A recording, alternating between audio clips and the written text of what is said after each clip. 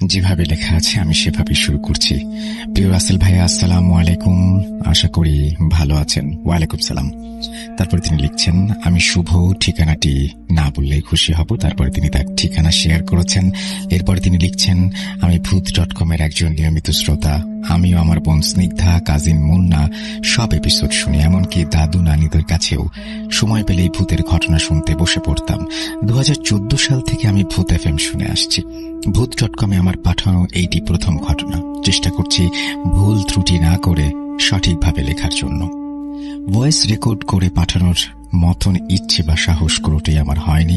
তাছাড়া ভূত.com শোনাই হয় শুধুমাত্র আপনার পড়ার ধরন এবং মাধুর্যতার কারণে। যাই হোক, সরাসরি ঘটনায় চলে যাই। ঘটনাটি আমার নানুর পরিবারকে নিয়ে। আমার নানু আমার সাথে প্রায়ই ভূত.com শোনেন। গত শনিবার আমি দুপুরে খাওয়া দাওয়া শেষ করে ইমেল এপিসোড শুনছিলাম। এপিসোডটির নামটি ছিল 9টি জিন। এপিসোডের 9টি জিনের কথা শোনার পর নানু তার জীবনের সব থেকে লোমহর্ষক একটা ঘটনা আমাকে বলেন। আমার নানুর ভাষাতেই বলছি।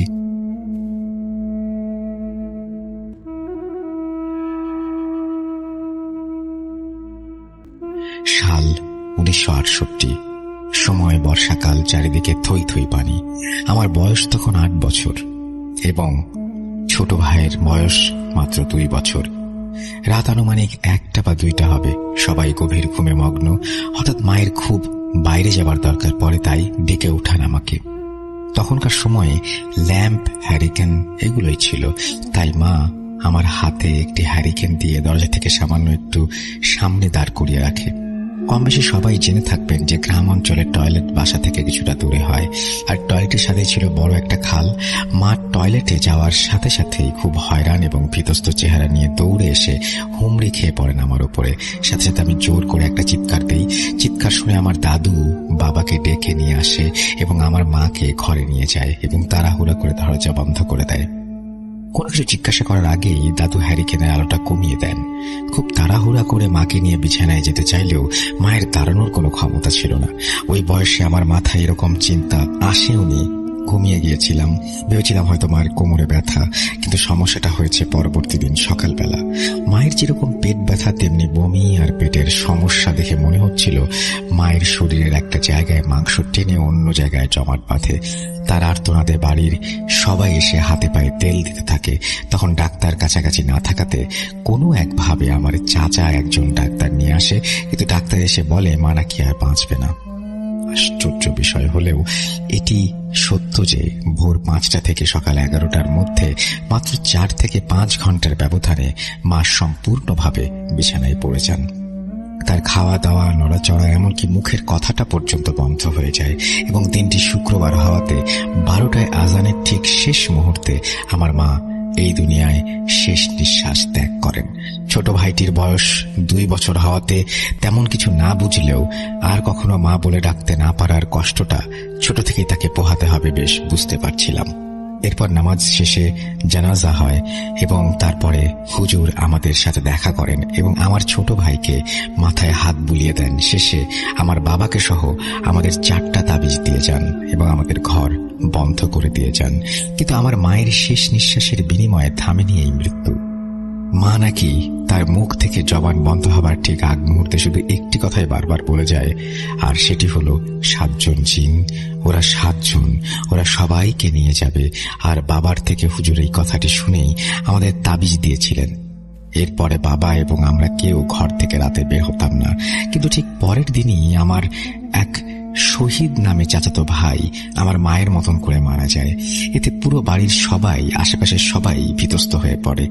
এরপরে আমার মামি অনেকের বারণ উপেক্ষা করে আমাদের দেখতে আসে, কিন্তু আশ্চর্যজনকভাবে আমার মামি 3 দিন পরে মারা যায়।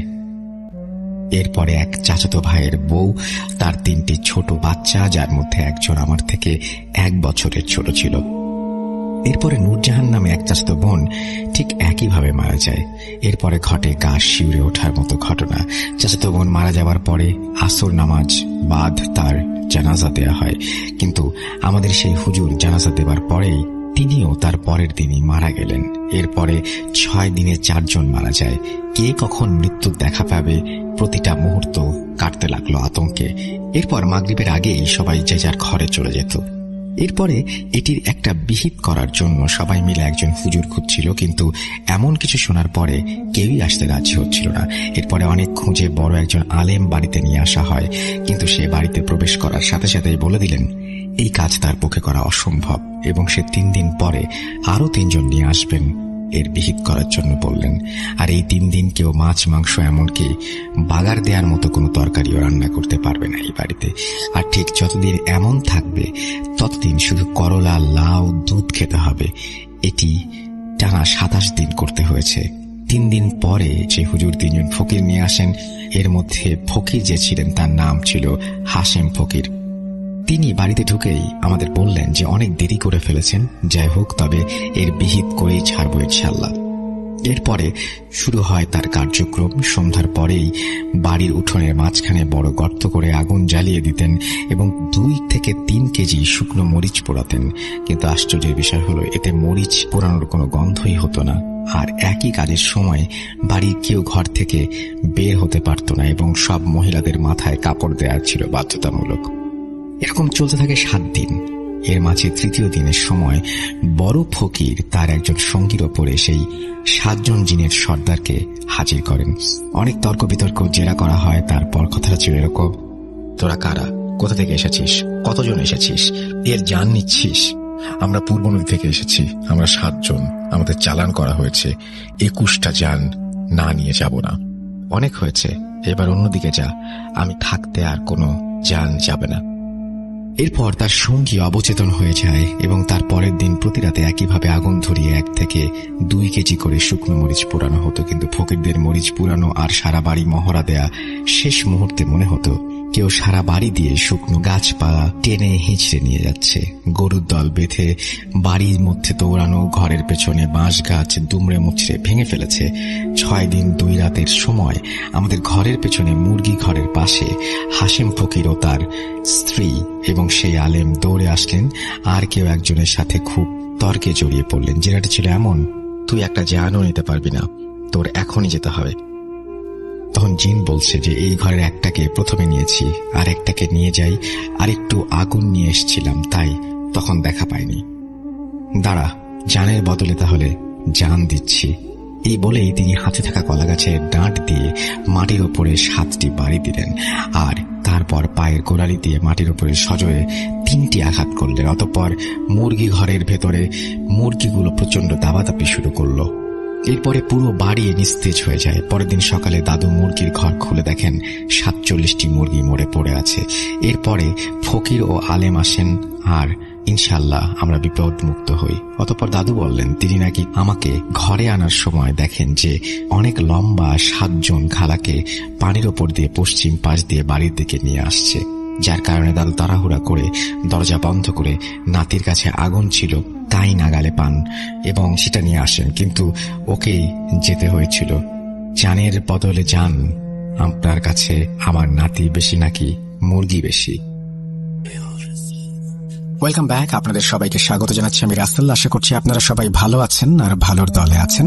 আমাদের ইউটিউব চ্যানেলটি আপনারা অবশ্যই সাবস্ক্রাইব করবেন arjaraselbhut.com, এবং আমরা মিলিয়ন সেলিব্রেশনের জন্য প্রত্যেক মঙ্গলবার সেখানে ফিরে আসি। আপনারা মঙ্গলবারে অবশ্যই আমাদের ইউটিউব চ্যানেলটি ভিজিট করবেন এবং সেখানে যে কন্টেন্টগুলো হয় সেগুলো একটু শোনার চেষ্টা করবেন বা দেখার চেষ্টা করবেন। কিছু কিছু দেখারও আছে কন্টেন্ট, এই জন্যই বললাম। আমরা আজকে 2টো ঘটনা শুনিয়েছি, যে 2টো ঘটনা আমাদের কাছে যারা পাঠিয়েছেন ইমেল, সেখান থেকে আমরা পড়ে শুনিয়েছি। এখন আমরা সরাসরি চলে যাব আমাদের পরবর্তী ঘটনায়। এটি অবশ্যই একটি অডিও ক্লিপ। আমি সবসময় বলি আমি বেশ পছন্দ করি। আমরা দেরি না করে আমাদের প্রথম অডিও ক্লিপে যাচ্ছি। চলুন শুরু করা যাক।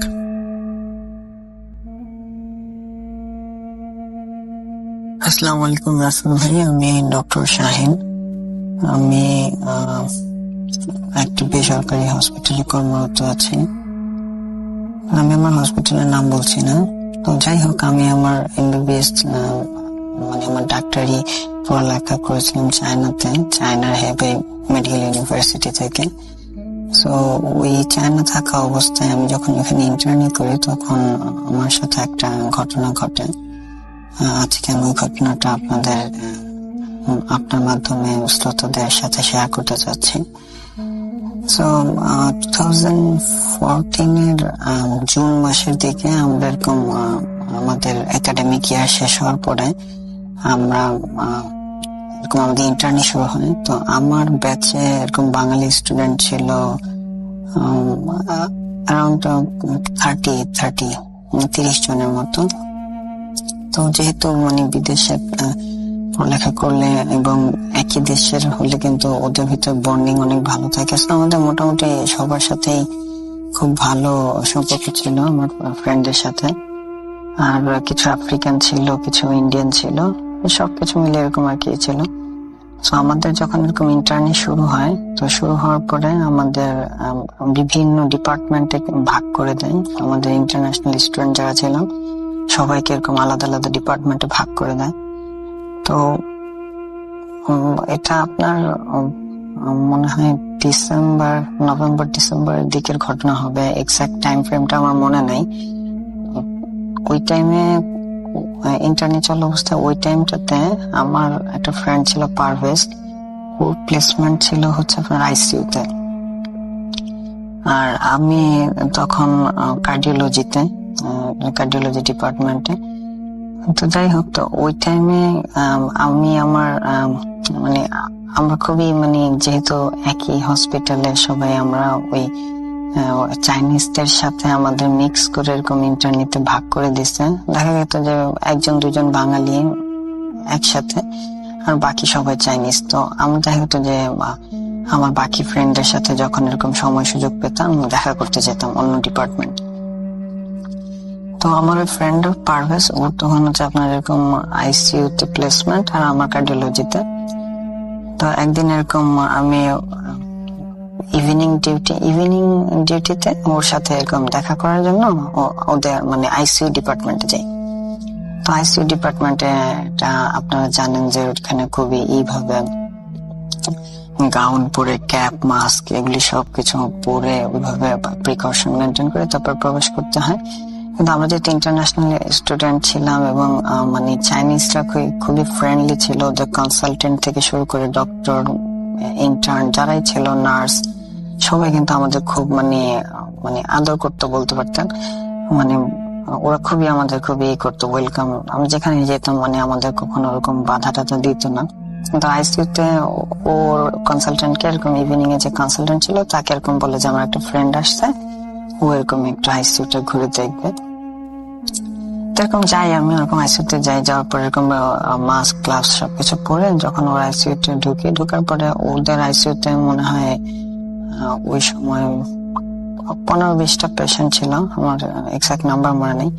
তো এরকম বেড গুলো পাশাপাশি এবং পুরো জিনিসটা ওপেন, মানে আপনি এক জায়গায় দাঁড়িয়ে, ওদের একটা স্টেশন আছে ওইখান থেকে দাঁড়িয়ে সব বেড গুলো দেখা যায় এবং সবকিছু মানে মনিটরে কোনো পেশেন্ট খারাপ হলে মানে চোখের সামনে সবকিছু, নার্সটা কাজ করতেছে।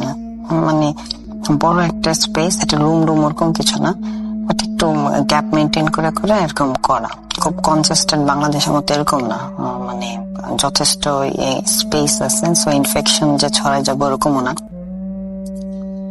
তো এরকম ওর কনসালটেন্ট মানে ওই ডক্টরটা সে খুব মানে আমাকে দেখে, আমি আরেকটা ফরেন স্টুডেন্ট গেছি, তো আমাকে এরকম সে সব পেশেন্ট এরকম দেখাচ্ছে যে এই পেশেন্ট এরকম, এই পেশেন্ট এরকম দেখাচ্ছে। তো একটা পেশেন্ট এরকম মানে একটু দেখে, মানে প্রথম দিকে বেড 3 বা 4 নম্বর বেডে ছিল, মানে প্রথম দিকে 2-3টা পেশেন্টের পরে একটা পেশেন্টকে এরকম দেখলাম যে ওটা আপনার আরটিআই পেশেন্ট ছিল। আরটিআই বলতে হচ্ছে আপনার রোড ট্রাফিক অ্যাক্সিডেন্ট।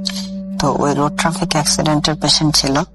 তো ওর খুব বাজেভাবে অ্যাক্সিডেন্ট হওয়ার কারণে ওর ডান পাটা আপনার হচ্ছে ঠিক কোমরের একটু নিচ থেকে, আমরা আমাদের মেডিকেল ভাষায় বলি হচ্ছে আপনার অ্যাবাভ নি অ্যাম্পুটেশন।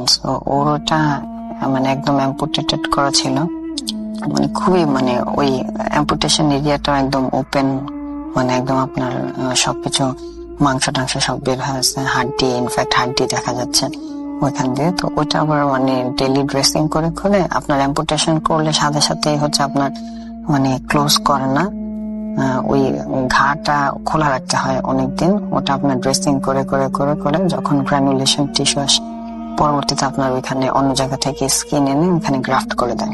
যাই হোক, তো ওই পেশেন্টটা এইভাবে এরকম অ্যাম্পুটেশন করা ছিল। তো ও হচ্ছে আপনার মানে নতুন ওই একদিন 2 দিন ধরেই আসছে এরকম আর কি, খুব নতুন পেশেন্ট আর কি। তো পেশেন্ট এরকম দেখার পরে আমার খুব মানে মনটা খুব খারাপ হয়ে যাবে পেশেন্টটাকে দেখে, কারণ পেশেন্টটা খুবই ইয়াং ছিল, আপনার 20-21 বছর হবে। তো আমাদের চেয়েও ছোট একটা মানে ছেলের এরকম একটা অ্যাবাব নি অ্যাম্পুটেশন, মানে ওর মানে হাঁটাহাঁটি করতে হবে না। আমার এই ভাইবেই মনটা কেমন যেন খুব খারাপ হয়ে যায়। তো আমি ওর পেশেন্ট দিয়ে খুব গভীর মানে একটা মায়া বা ওরকম হয়, তো ওর দিকে আমার একটা মানে অন্যরকম একটা হয়। তো এরপরে ওকে দেখি যে ও ড্রেসিং করতেছিল সিস্টাররা, ও ব্যথায় খুব চিৎকার করতেছিল। যদিও ওরা মানে অ্যানালজেসিক মানে পেইন কিলার দিয়ে নেয়, কিন্তু তারপরে হচ্ছে আপনার খুব ব্যথা, তো ড্রেসিং এর টাইমে এই ধরনের মেজর ড্রেসিং এ খুব ব্যথা পাওয়া যায়।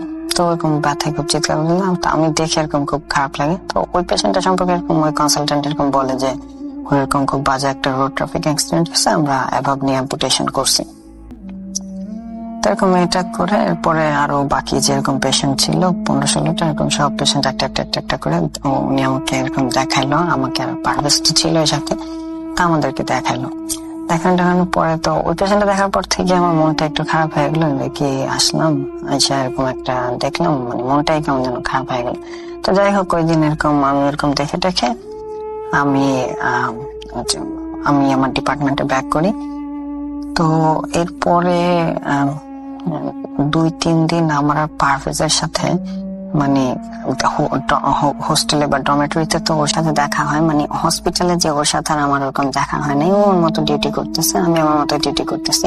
আমি দেখা যায় যে অন্যান্য ফ্রেন্ডের সাথে আশেপাশের ডিপার্টমেন্টে যাচ্ছি, কিন্তু ওর ওই আইসিইউতে আর যাওয়া হয় নাই। যাই হোক, যেরকম আমার তখন একদিন এরকম নাইট ডিউটি, তো ওই হসপিটালটা আমাদের হসপিটালটা হেভি মেডিকেল ইউনিভার্সিটির যে 3rd হসপিটাল, ওদের 4টা মেইন হসপিটাল ছিল এবং 4টা মানে খুবই বড় বড় হসপিটাল। আপনার মানে বড় বড় বলতে হিউজ, মানে 20 তলার মতো মনে হয় হবে, 20 তলা করে এক একটা বিল্ডিং, এবং প্রত্যেকটা বিল্ডিং এর আপনার 4-5টা করে উইং, মানে অনেক, আপনার 1,500-2,000 বেড হবে মিনিমাম। আমি এক্সাক্ট নাম্বার বলতে পারবো না, আমার এখন মনে আসতেছে না, বাট এরকম হিউজ। এর ভিতরে 3rd হসপিটালটা ছিল আপনার মানে সবচেয়ে ওদের বড় হসপিটালের ভিতরে ওয়ান অফ দ্য বড় আর কি। তো আমরা তখন ওই হসপিটালে প্লেসমেন্ট ছিল আমাদের। তো ওই হসপিটালে এরকম, তো আমি এরকম নাইট ডিউটি ওই দিন আমার, তো এরকম নাইট ডিউটিতে আমি বাস থেকে নেমে এরকম আমি হসপিটালে ঢুকছি, বেশ অনেকখানি হেঁটে এরকম মেইন বিল্ডিং, যে বিল্ডিং আর কি আমার মেইন বিল্ডিংটাতেই আমার প্লেসমেন্ট, যে ডিপার্টমেন্টের প্লেসমেন্ট ওই ডিপার্টমেন্টের মেইন বিল্ডিং এ। আমি তখনও কার্ডিওলজিতে, লিফট আছে, লিফটের দিকে এরকম যাচ্ছি। তো এক পাশে যে মেইন লিফটটা, তো ওই লিফটটা আমি জাস্ট যেতেই দেখলাম যে লিফটটা মানে জাস্ট আমি মিস করলাম, জাস্ট আমি লিফটে ধরতে পারলাম না, তো চলে গেল। তো একটা লিফট আপনার 20 তলা পর্যন্ত উঠবে নামবে, বেশ সময় সাপেক্ষ কিন্তু। তো আমি আরেকটু সামনে আগে ডান পাশে ওদের অনেকগুলো আপনার লিফট, এরকম বাংলাদেশের তো এরকম বড় বড় হসপিটাল দেখবেন যে একাধিক লিফট থাকে সেটা, তো ওদের ওই হসপিটালে তো কত লিফট এটার হিসাবে নেই। তো একটু সামনে আগে গেলে আপনার আরেকটা এরকম লিফট আছে। তো আমি ভাবলাম যে এটা তো চলে গেছে, তাহলে সামনেটা যাই দেখি কি অবস্থা। আর এখানে বলার একটা ব্যাপার হচ্ছে আপনার ইভিনিং বা রাতের দিকে কিন্তু মানে ওই হসপিটালে মানুষজন একটু কম থাকে, দেখা যায় যে মানে বেশ ভালোই কম থাকে, এবং মেইন লিফট তো ওইটা ছিল।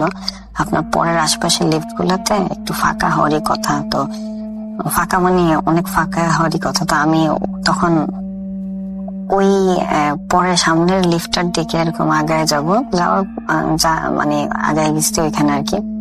তো আপনার ডান দিকে এরকম ওই লিফটার দিকে যখন গেছি, তো দেখলাম যে আপনার ওই লিফটটাতে হুইল চেয়ারে করে আইসিইউর ওই পেশেন্টটা, ওই ছেলেটা, যে ছেলেটা হাঁটিয়ে মানে অ্যাক্সিডেন্টের যে আপনার অ্যাবাব নি অ্যাম্পুটেশনের যে পেশেন্টটা, ওই ছেলেটা ওই লিফটে ঢুকে যাচ্ছে। মানে আমি যাচ্ছি, মানে আমি কিন্তু আপনার লিফটটা হচ্ছে আপনার আলাদা একটা রুমের মতো, ওইটার ভিতরে লিফট, আপনাকে মানে সরাসরি একদম লবির থেকে লিফট দেখা যায় না, আপনাকে ওই রুমের দিকে মানে একটা রুমের মতো একটা স্পেসে ঢোকার পরে লিফট গুলা। তো ওই আমি যখন লবি থেকে জাস্ট ডান দিকে রুমে মানে লিফটের রুমটাতে ঢুকছি, তো ওই টাইমে দেখলাম যে ওই হুইল চেয়ারে ঠিক ওই পেশেন্টটা ও এরকম লিফটে উঠে গেল, লিফটে ঢুকে গেল একটা লিফটে। তো ও লিফটে উঠে গেল, আমি আর কাউকে দেখি না, ওকে দেখছি, এবং ও আমার দিকে একটা মানে তাকায় এরকম লিফটে উঠে গেল, উঠে জাস্ট এখন আমি সামনে আগাইতে ওই লিফট ক্লোজ করে দেখলাম লিফটটা নিচের দিকে গেল। আমি তখন একটু মানে আমার কাছে একটু কেমন যেন মানে অবাক লাগলো যে ওকে 2-3 দিন আগে এরকম দেখলাম আইসিইউতে এত খারাপ অবস্থায় ছিল, তো ও এখন কোনো নার্স নাই, সিস্টার মানে কোনো সিস্টার ছাড়া, কোনো অ্যাটেন্ডেন্স ছাড়া ওরকম একা একা হসপিটালে ঘুরতেছে, ব্যাপারটা কেমন।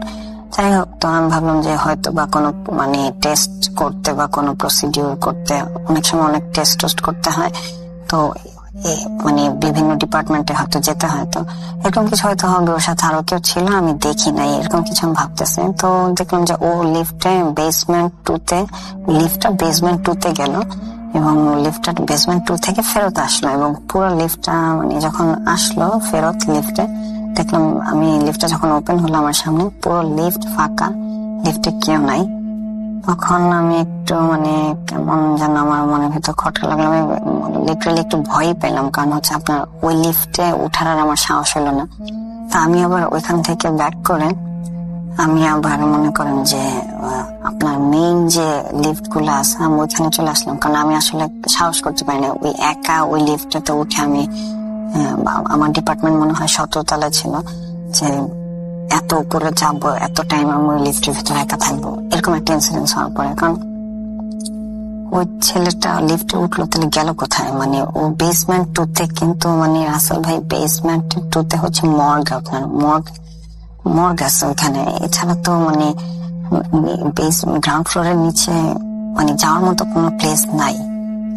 তো আমার কাছে খুবই মানে আমার মনের ভিতরে একটা কামড় দিল। আমি আর আমার যেহেতু মানে সাহসে কুলায় নেই, আমি আর ওই লিফটে না উঠে আমি আবার ব্যাক করে মেইন যে লিফট গুলো ওইখানে আসলাম। ওখানে এসে এবং দেখলাম যে ওখানে কিছু মানে হসপিটালে অন্যান্য কিছু অ্যাটেন্ডেন্স আছে, তো ওদের সাথে আমি ওই লিফটে পরে আমি আমার ডিপার্টমেন্টে চলে গেছি। তো যাই হোক, এই ঘটনার হইলো এদিন হওয়ার পরের দিন আমি এরকম পারভেজের সাথে আমার যখন ডরমেটরিতে হোস্টেলে দেখা হয়, তখন আমি পারভেজকে এরকম বলি যে হ্যাঁ পারভেজ, ওই পেশেন্টের কি খবর?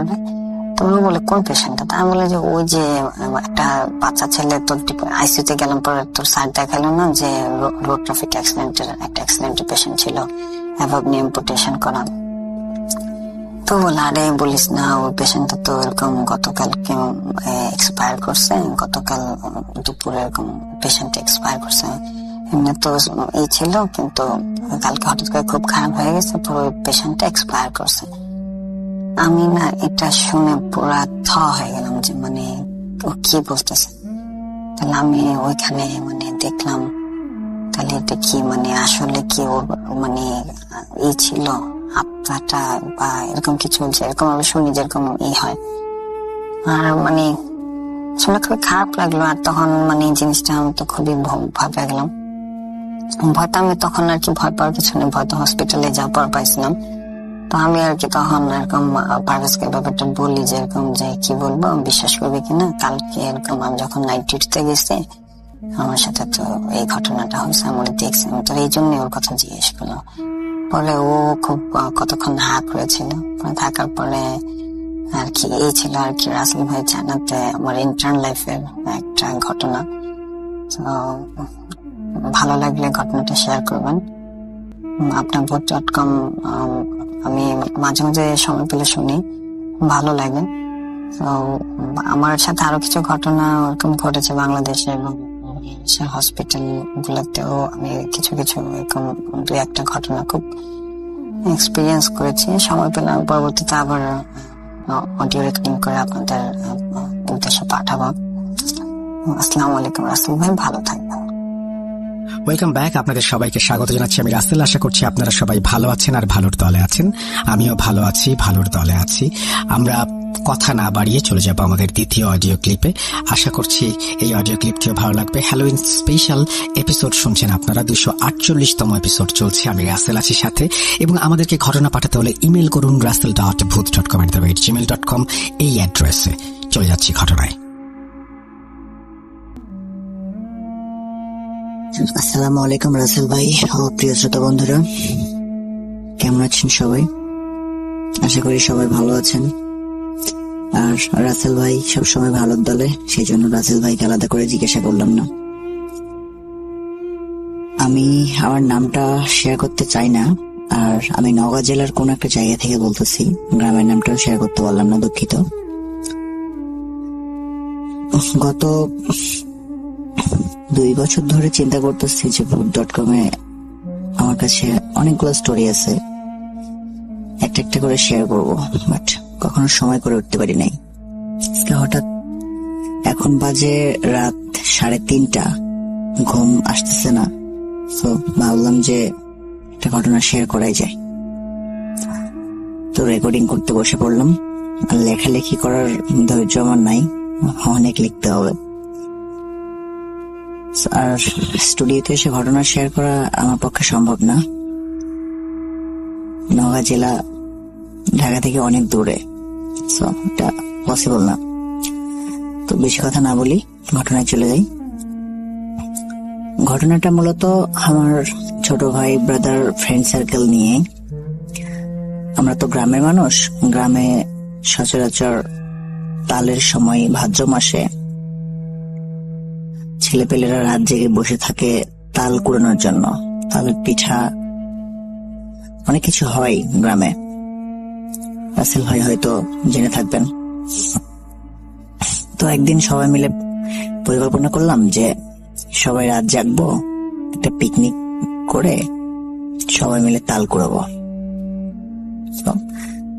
আমি, আমার 2টা ফ্রেন্ড আর সাথে 2টা ছোট ভাই ছিল। সবাই মিলে একটা পিকনিকের ব্যবস্থা করলাম। আমাদের বাড়ির পাশে একটা প্রাইমারি স্কুল আছে, প্রাইমারি স্কুলের মাঠে সবাই মিলে পিকনিকের ব্যবস্থাটা করলাম। তো পিকনিক আমাদের শেষ করতে করতে প্রায় রাত 12টা, 12:30 বেজে গেল। খাওয়া দাওয়া শেষ করে সবাই 1টা-1:30 নাগাদ একটা করে লাঠি হাতে করে নিয়ে তাল কুড়ানোর উদ্দেশ্যে রওনা দিলাম। আর একটা কথা বলে রাখতেছি, আমাদের দুষ্টামি তো সবাই করে, আর ছেলে পেলে মানুষ তো দুষ্টামি করবেই, এটা তো স্বাভাবিক। আমরা কি করতাম, তাল কুড়োতে গেলে যদি দেখি যে আমাদের আগে গিয়ে কেউ তালগুলোকে কুড়িয়ে নিয়ে চলে আসছে, তখন তো তাল পাওয়া যায় না, তো বড় কোনো দা হাতে করে নিয়ে আমরা বের হই। আমাদের মধ্যে দুইটা বাদর আছে। বাদরে করে বলতেছি কারণ ফ্রেন্ড তো ওরা গাছে খুব ভালো উঠতে পারে। গাছে উঠে তাল পেড়ে নিয়ে আসি যখন পাওয়া যায় না তাল। তো বস্তা নিয়ে সবাই রওনা দিলাম। একটা ছোট্ট ডোবা আছে, ডোবার পাশে, ওটাকে আমরা তালতলি নামে চিনি সবাই। অনেকগুলো তালের গাছ ওখানে রয়েছে। পাশে একটা কবরস্থান রয়েছে, অনেক পুরনো। আমরা তো কবরস্থানে যাব না, কবরস্থানের পাশেও যাব না, ওটা অপোজিটে। তো সবাই চলে গেলাম সেখানে। যাওয়ার পরে দেখতেছি তাল নাই, কে জানি সব তাল নিয়ে চলে গেছে। তো একটা ফ্রেন্ড তখন বলতেছে যে ই করি, আমি গাছে উঠি আর আমাকে দড়ি দিয়ে তালগুলো বেঁধে বেঁধে নামাই দেবো, তোরা নিচে থেকে শুধু নিয়ে নিবি। সে গাছে উঠে পড়ে। অনেকক্ষণ হয়ে যায়, তার কোনো আওয়াজ নাই। আমরা সবাই চুপ করে নিচে বসে আছি। লাইটও মারতে পারতেছি না, কারণ লাইট মারলে সবাই দূর থেকে দেখে ফেলবে। তো তাকে আমরা বলতেছি, মানে আস্তে আস্তে করে বলতেছি, কি রে তোর এতক্ষণ লাগতেছে কেন? সে কোনো উত্তর দিচ্ছে না। তারপরে অনেকক্ষণ হয়ে গেল, প্রায় 10 মিনিটের মতো যখন হয়ে যায়, তখন সে নেমে আসে গাছ থেকে। হঠাৎই গাছ থেকে নেমে আসে, তো তাকে আমরা কোনো কথা বলে না, মানে মানে একটা মানুষ হঠাৎ করে কিছু দেখলে যেরকম আশ্চর্য হয়ে যায়, তো হা করে তাকায় আছে, কোনো কথা বলে না। তো যখন জিজ্ঞাসা করতেছি যে কি হইলো, তুই গাছে উঠলি, তালও পারলি না, আবার নেমে চলে আসলি, সে কোনো কথাই বলে না, তারপরও কথা বলে না। তো অনেকক্ষণ পরে পানি দিয়ে তার মুখ টুক ধুয়ে দেওয়ার পরে সে অনেকক্ষণ পরে বলতেছে যে আমি যখন গাছে উঠলাম, গাছে ওঠার পরে আমি এখান থেকে দেখলাম যে গাছের মাথার উপরে যখন আমি উঠে গেছি, উঠে আমি তালের যে পাতাগুলো মানে ডালগুলো থাকে সেটার উপরে উঠে বসছি, সবেমাত্র আমি দড়িটা বাঁধবো এমন সময় আমি দেখতেছি যে পাশের যে কবরস্থানের ওখানে উঁচু উঁচু যে গাছগুলো আছে, আম গাছ, তারপরে আরো বিভিন্ন রকমের গাছ আছে, গাছের মাথায় কে যেন বসে আছে, একদম মাথার উপরে, গাছের মাথার উপরে কে যেন বসে আছে, আমার দিকে তাকায় আছে। অনেকক্ষণ ধরে আমি লক্ষ্য করার চেষ্টা করতেছিলাম যে আসলে জিনিসটা কি, আমি এটা কখনোই মানে দেখি নাই এখানে, এর আগেও তো অনেকবার আসছি, কোনো পাখি টাকি হবে হয়তো বড়। অনেকক্ষণ ধরে দেখার চেষ্টা করলাম, বাট আমি কিছুই বুঝতে পারলাম না, মনে হচ্ছিল যে কিছু একটা বসে আছে, অনেক দূর থেকে তো ভালো বুঝি নাই। আর আমি সেই জন্য তোদের সাথে কথা বলতেছিলাম না, যে কারণ আমি যদি কথা বলি তাহলে হয়তো সেই জিনিসটা থাকবে না, সেখানে চলে যাবে, সেই জন্য আমি কোনো কথা বলতেছিলাম না। আর আমি তো দেখে একদম পুরা আশ্চর্য হয়ে গেছি যেটা কি। সেদিন ওর কথা কেউ গুরুত্ব দিলাম না, হয়তো ভাবলাম যে কিছু হবে হয়তোবা, পাখিটা কি হবে হয়তোবা, সবাই মিলে তখন বললাম ঠিক আছে, তাল তোকে পারতে হবে না, চল আমরা ওই দিকটা দেখি। পাশে অন্যান্য গাছগুলা ছিল, সেগুলা গাছের নিচে গেলাম, কয়েকটা তাল পেয়েছি, একদম কয়েকটা, বেশি না। তারপরে শব্দ হলো, তাল পড়ার শব্দ হলো, মনে হলো যে একসাথে 2-3টা তাল পড়লে যেরকম শব্দ হয় গাছ থেকে, সেরকম শব্দ হলো। আর সেটা হচ্ছে সে কবরস্থানের মধ্যে। তো আমরা সবাই সেখানে যাব, বাট আমার ফ্রেন্ড ভয় পেয়ে আছে, সে যাবে না, সে বলতেছে তোরা যাবি যা, আমি ওখানে যাব না। তারপরে আমরা বললাম যে তুই যাবি না মানে তুই এখানে একা থাকবি, তোকে এখানে একা রেখে আমরা যেতে পারবো? তুই তো এমনিতেই ভয় পেয়ে আছিস, তোকে এখানে একা রেখে আমরা যাব না।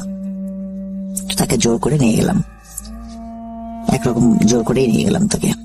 যাওয়ার পরে তাল পড়ার শব্দ শুনলাম, বাট তাল আমরা কেউ খুঁজে পাচ্ছিলাম না। আমরা ছিলাম মোট 5 জন, আমি, আমার 2টা ফ্রেন্ড আর 2টা ছোট ভাই।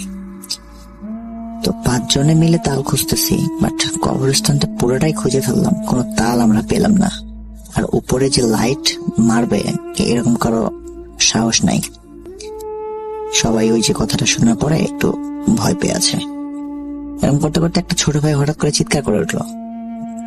তো আমরা বললাম যে কি হয়েছে রে? তো বলতেছে কিছু না, আমি পড়ে গেছি। কোথায় পড়ে গেছিস? যে আমরা দেখতেছি নাই, সে খুঁজে পাচ্ছি না আমরা তাকে। একটু পরে দেখি একটা পুরানো কবরের মধ্যে সে পড়ে আছে, তার কোমর পর্যন্ত ঢুকে আছে। আর তারপর তখন বললো যে তুই এখানে কেন নামলি? তো বলতেছে যে এখানে তাল পড়ে আছে নিচে, 2টা তাল দেখতে পেয়েছি আমি। তো সে লাইট মারার পরে আমরা দেখতেছি যে একটা তাল আর একটা হচ্ছে মানুষের মাথার খুলি। এটা দেখার পরে রাসেল ভাই আপনাকে কিভাবে বোঝাই যে ওই সময়টাতে আমাদের কি অবস্থাটা হয়েছিল। সঙ্গে সঙ্গে ওখান থেকে বের করে নিয়ে ভয় যদিও পাই নাই তেমন একটা, তারপরও অনেকটা বেশি ভিতরে একটা আতঙ্ক সৃষ্টি হয়ে গেছে যে এমনিতে একটা আগে ফ্রেন্ড একটা কথা বলে ভয় ধরিয়ে রাখছে ভেতরে। তো তারপরে সবাই বের হয়ে গেলাম ওখান থেকে। আর সেদিন তাল কুড়ানো হলো না। পরে একদিন আবার বের হলাম যে সেদিন তো তাল কুড়ানো হলো না, তাহলে চল আর একদিন বের হই। তো সেই ফ্রেন্ডটা যেদিন ভয় করছিল সে আর গেল না সাথে। সে বলতেছে আমি আর যেতে পারবো না, আমি আর তাল কখনো করতে যাবো না, তোরা যা। তখন আমরা 4 জন বের হলাম। বের হইতেই সেদিন আর ওদিকে যাই নাই, অন্যদিকে গেলাম। যাওয়ার পরে মানে সবেমাত্র বাসা থেকে বের হয়ে একটু দূরে গেছি। একটু দূরে যাওয়ার পরে একটা বড় পুকুর আছে। পুকুরের অপোজিটে 2-3টা তালের গাছ আছে। তো সেখানে আমরা যখন যাইতেই ওখানে কয়েকটা বাঁশ আছে, মানে বেশি না, অল্প কয়েকটা বাঁশ, ঝাড় বলা যাবে না, অল্প কয়েকটা বাঁশ। তো ওই বাঁশ ঝাড়টার ভেতর দিয়ে যেতে হবে। যাইতেই মনে হচ্ছিল যে বাঁশ ঝাড়ের মধ্যে একটা ঝড় উঠছে, বাঁশগুলারে কেউ মানে প্রায় ফেলে দিবে একদম, এরকম মানে উতল পাতল করতেছে, উপর থেকে নিচে এরকম করতেছে, বাঁশ ভেঙে ফেলবে মনে হয় এরকম। ওখান থেকে মানে সবগুলাই এত পরিমাণে ভয় পেয়ে গেছি আমরা যে ওখানে কারো মুখ দিয়ে কোনো কথা বের হয়নি, চিৎকার যে করবে সেরকম শক্তিও কারো নাই। ওখান থেকে এক দৌড় দিয়ে সবাই বাসায় এসে কাউকে কিছু না বলে শুয়ে পড়ছে, কাউকে কিচ্ছু বলে নাই, বাড়িতেও কাউকে কিছু জানায় নাই। তো এরকম করে অনেক দিন, প্রায় 15 দিন 20 দিন হয়ে গেল, আর কেউ তাল করে তো বের হয় নাই, কাউকে কিছু বলেও নাই, জানাও নাই এ বিষয়ে। হঠাৎ করে আমাদের বাসা থেকে বেশি দূরে না, হাঁটা পথ আর কি, 2-4 মিনিট হাঁটলেই এরকম একটা দাদু হয়, সম্পর্কে দাদু বলে ডাকি, পাড়াপড়শি আর কি, নিজের না। দাদুর একটা গরু রাতের বেলা গোয়াল থেকে কেমন করে জানি খুলে একা একাই বের হয়ে গেছে। তো দাদুর একটা ছেলে আছে, চাচা চাচা করে ডাকি, আমাদের সমবয়সী। তো আমরা সবাই মিলে বসে আড্ডা দিচ্ছিলাম, ক্যারাম খেলছি, ক্যারাম ট্যারাম খেলে সবাই বাসায় চলে যাবো এমতো সময় আড্ডা দিচ্ছিলাম। 11টা কি 11:30 বাজে এরকম হবে। তো সে দৌড়াদৌড়ি করে এসে বলতেছে যে আমার গরু খুলে চলে গেছে, সবাই মিলে একটু দেখতো কোথায় গেল। তো আমরা সবাই খুঁজতে খুঁজতে খুঁজতে মাঠের মধ্যে গেছে, একদম ফাঁকা মাঠ। মাঠের মধ্যে যাওয়ার পরে ওখানে ড্রেন আছে, ওই যে ড্রেন গুলা থাকে না আমাদের এদিকে, মানে আপনার আবাদি জমি যেগুলো আর কি, ধান চাষ হয়, মোটর দিয়ে পানি তোলা হয়, আর ওই পানিগুলা ড্রেনের মাধ্যমে বিভিন্ন জমিতে পারাপার করা হয়, এক জমি থেকে আরেক জমিতে, বা মোটর থেকে সরাসরি ড্রেন করে জমিতে পানি নিয়ে যাওয়ার জন্য যে ড্রেন গুলা বানানো থাকে আর কি। তো সরি, আমার গলায় একটু প্রবলেম হচ্ছে, দুঃখিত। তো সেখানে আসার পরে আমরা 2-3 জন একসাথে আসছি, বাকিগুলো অন্যদিকে গেছে খুঁজতে খুঁজতে। গরুকে মনে হয় দেখলাম আমরা, এরকম মনে হলো যে গরুটাকে দেখলাম, দৌড় দিল এরকম, ধানি জমির মধ্যে দিয়ে দৌড় দিল। তো আমরা দেখি গরুকে ফলো করতে করতে সামনে এগোতে এগোতে ড্রেনের মধ্যে হোঁচট খেয়ে একজন পড়ে গেল। তো পড়ে গিয়ে চিৎকার করে উঠছে। তো বললাম যে কি হলো তোর, কোথায় তুই? তো বলতেছে আমি এখানে পড়ে গেছি। তো উঠে চলে আসতে যাবো, ঠিক সেই সময় দেখতেছি ড্রেনের মধ্যে কে যেন একটা শুয়ে আছে, বাট শুয়ে আছে মানুষের আকৃতি বা কোনো পশুর আকৃতি এটা বোঝা যায় না, বাট তার পুরো শরীরটা চোখ, মানে মাথা থেকে পা পর্যন্ত পুরো শরীরটাই চোখ আর চোখ, অনেকগুলো চোখ জলজল করতেছে একদম, পুরো শরীর চোখ চোখ। তো সেখান থেকে সবাই দৌড়াদৌড়ি করে গরুর খোঁজাখুঁজি বাদ দিয়ে চলে আসলাম। আসার পরে দেখতেছি গরু তারা পেয়ে গেছে অলরেডি। তো বলছে এতক্ষণ তোরা কোথায় ছিলি, গরু তো পাওয়া গেছে। বলতেছে আমরা গরু খুঁজতে গেছিলাম, গরু পাওয়া গেল না, কাউকে কিছু বললাম না। পরদিন শুক্রবার মসজিদে গেলাম নামাজ পড়তে, নামাজ পড়া হয়ে গেল। তারপরে হুজুরকে বললাম যে এই বিষয়গুলা, যে প্রথম দিন থেকে শুরু করে এবারে শেষ পর্যন্ত যে বিষয়গুলা ঘটেছে আমাদের সাথে সবগুলা হুজুরকে খুলে বললাম যে হুজুর এর মধ্যে কোনো কি কানেকশন আছে, যে জিনিসগুলো আমরা দেখছি বা এরকম আমাদের সাথে শুধু এগুলা হচ্ছে, এর মধ্যে কি কোনো কানেকশন আছে? একটা ঘটনার সাথে আরেকটা ঘটনা কি কোনো কানেকশন আছে, বা এটা কেন ঘটলো? তো হুজুর বলতেছে যে তোমরা যখন বাসা থেকে বের হয়ে তাল কুড়ানোর উদ্দেশ্যে গেছিলা, তখন তোমাদেরকে ফলো করতেছিল একটা খবিশ জিন, খারাপ জিন। আর সেই জিন মানুষের ক্ষতি করে না, বাট মানুষকে যদি বিপদে পড়তে দেখে বা ভয় পেতে দেখে তাহলে তার উপরে চেপে বসবে। ভয় পেলে যে তাকে দেখে ভয় পাবে না সে তার কোনো ক্ষতি করতে পারবে না, বাট যদি ভয় কেউ তাকে দেখে পায় বা তার জন্য যদি কেউ ভয় পেয়ে যায় তাহলে সে তার ক্ষতি করতে পারবে। তো আমরা বললাম যে হুজুর আমাদেরকেই কেন এটা মানে এরকম ফেস করতে হচ্ছে বারবার, আমরা তো কারো কোনো ক্ষতি করিনি বা কাউকে কিছু বলিও নি। তখন হুজুর বলল যে তোমরা যে গাছটাতে উঠেছিলা তাল নামানোর জন্য, তোমরা কি তাল নামাইতে গেছিলা? হ্যাঁ, তাল নামাইতে গেছিলাম, পাই নাই তাল, সেই জন্য তাল নামাইতে গেছিলাম। তো তোমরা যে তাল গাছটায় তাল নামাইতে গেছিলা সেই তাল গাছটাতে তার বসবাস, সেখানে সে থাকে। আর কবরস্থানের মধ্যে যেটা তোমরা দেখছো মাথার খুলি, এটা কোনো ভৌতিক বিষয় না, এটা কবরস্থানে মাথার খুলি থাকতেই পারে, এটা কোনো বিষয় না। আর সেদিন যে চোখটা দেখছো তোমরা, সেটা ছিল ওই জিনটাই, যে জিনটা তোমরা তাল গাছ থেকে তাল পড়ার সময় যে জিনটাকে ডিস্টার্ব করছিল, সেটা ছিল ওই জিনটাই। আর কয়েকটা দিন তোমরা বাসা থেকে রাতের বেলা বের হইও না, সে তোমাদেরকে ফলো করতেছে, তোমাদের ক্ষতি করার চেষ্টা করবে, বাসা থেকে বের হইও না। আর কালকে সন্ধ্যার সময় আমার সাথে তোমরা সবাই দেখা করবো। তো তখন আমরা সবাই মিলে হুজুরের কাছে গেলাম, হুজুর তাবিজ দিলেন আর কিছু ফর্মুলা শিখিয়ে দিলেন যে এগুলা পাঠ করে অল টাইম রাতের বেলা ঘুমাবা, কয়েকটা দিন এভাবে থাকো, তারপরে কোনো সমস্যা হবে না ইনশাল্লাহ। তো হুজুর এরকম করে বলে সবাইকে বিদায় করে দিলেন। সেদিন রাত্রেবেলা হুজুরের কাছ থেকে ফেরার পরে হঠাৎ করে দেখতেছি মানে ফোন আসলো আমার ফোনে। আমার একটা ফ্রেন্ড আমাকে ফোন দিয়ে বলতেছে, বন্ধু আমার তো শরীরে অনেক খারাপ, আমার গায়ে জ্বর আসছে, তো তুই কি একটু আসতে পারবি আমার বাসায়? তো আমি একা আছি, আব্বা আম্মু নানা বাড়িতে বেড়াইতে গেছে। তো আমি ভাবলাম যে এত রাতের বেলা, হুজুর তো রাতের বেলা বাসা থেকে বের হইতে নিষেধ করছিল, কালকে সকালে যাই, আর তুই ওষুধ টষুধ খেয়ে ঘুমিয়ে পড়। তো সে বলতেছে আমার একা একা ভয় লাগতেছে, তুই যদি একটু আসতি, মানে সে ছাড়বেই না এরকম আর কি। তো ভাবলাম তাহলে যাই। বেশি রাত হয় নাই, হয়তো 9টা 9:30 বাজছে এরকম হবে। তো আমি বাসা থেকে বের হলাম, কোনো প্রবলেম হলো না আমার, আমি চলে গেলাম তার বাসায়। যাওয়ার পরে সে দেখতেছি আসলে শরীরে অনেক জ্বর, ওষুধ টষুধ দিলাম, খেয়ে দুজনে শুয়ে শুয়ে টিভি দেখতেছি। টিভি দেখতে দেখতে হঠাৎ দেখতেছি তার জানালার পাশে কুটমুট করে একটা কেমন জানি একটা আওয়াজের মতো মনে হলো, কেমন জানি একটা আওয়াজ, মানে দরজায় নক করা, মানে জানালাতে নক করার মতো, টোকা দেওয়ার মতো একটা আওয়াজ। আমি তখন বললাম যে টিভিটা মিউট কর একটু ভালো করে। টিভি মিউট করার পরে শুনতেছিলাম না, আর কোনো সাউন্ড নাই। আবার যখন টিভি দেখতেছি দুজনে, একটু পরে আবার এরকম করতে করতে আমি তখন বললাম একটা কাজ কর, লাইটটা অফ কর, রুমের লাইটটা অফ করে দিয়ে টিভিটা অফ করে দে। দিয়ে আমরা দুজনে জানালা অপোজিটে গেলাম।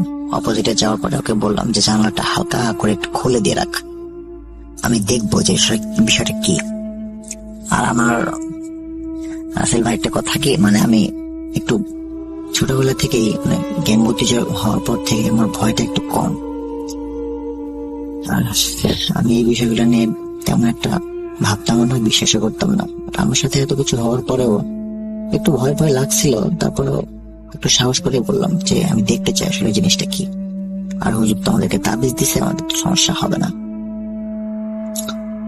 তো তারপরে দেখতেছি একটা হাত, সুন্দর একটা হাত, ফর্সা পরিষ্কার, একবারে ফ্রেশ, বাট পুরুষ মানুষের হাত না মেয়ে মানুষের হাত সেটা বোঝা যায় না। হাতটা এসে জানালার সামনে এসে আবার চলে গেল, কিছু মানে নক করলো না বা জানালার ভিতরে হাতে দিল না, এরকম। তো তখন আমি হুজুরকে পরের দিন সকালবেলা হুজুরের সাথে দেখা করলাম, হুজুরকে বললাম সব বিষয়টা খুলে। হুজুর বললো যে ওইটা কোনো জিন ছিল না, ওইটা কোনো জিন ছিল না, তোমাদেরকে ভয় পাওয়ানোর জন্য এটা তোমাদেরই পরিচিত কেউ করেছে। তারপরে পরে জানতে পারতেছিলাম যে আমাদের যে ছোট ভাইগুলো ছিল, ওই ছোট ভাইগুলোর সাথে প্ল্যানিং করে আমার যে আরেকটা ফ্রেন্ড ছিল, ওই ফ্রেন্ড এই কাজটা করছে আমাদেরকে ভয় পাওয়ানোর জন্য। তো ইনশাল্লাহ তারপর থেকে আর কোনো সমস্যা হয় নাই, আর আমরা তালকুড়াতে রাতে আর বেরো হই নাই।